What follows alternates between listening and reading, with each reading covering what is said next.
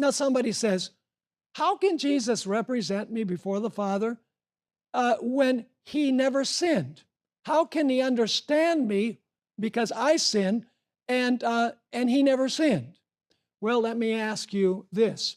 If you were in quicksand and you were sinking in the quicksand, what would you rather have? Would you rather have someone in the quicksand sinking with you, or would you rather have someone on solid ground who can throw you a rope and pull you out? Your answer is obvious. If Jesus had sinned, he would be in the quicksand with us. But Jesus was on solid ground. Therefore, he can help us when we are tempted. In Genesis chapter 28 and verse 12, we have an illustration of Jesus as the intercessor. This is when Jacob had to flee from home because he deceived his father and he stole his brother's birthright. He left home on the way to Laban's house.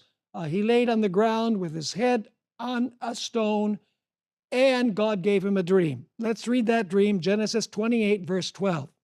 Then he dreamed, and behold, a ladder was set up on the earth, and its top reached to heaven. And there the angels of God were ascending and descending on it. God was saying there's communication between heaven and earth. The angels ascend and the angels descend. What did that ladder represent? John 1 verse 51 tells us that Jesus referred to himself as that ladder.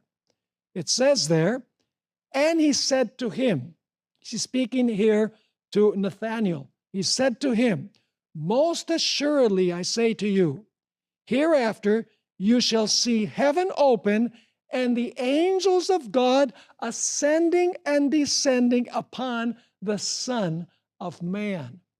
Jesus is the ladder. The angels take our prayers to Jesus, and Jesus presents them to the Father.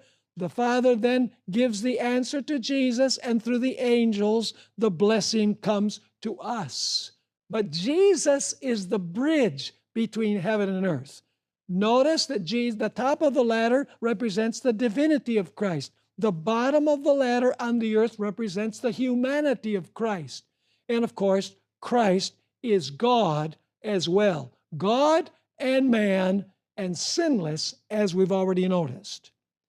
It's interesting that the veil between the holy and the most holy place, and by the way, the altar of incense was right in front of the veil, so when incense was offered with the fire, the smoke would go over the veil into the most holy place, the presence of God.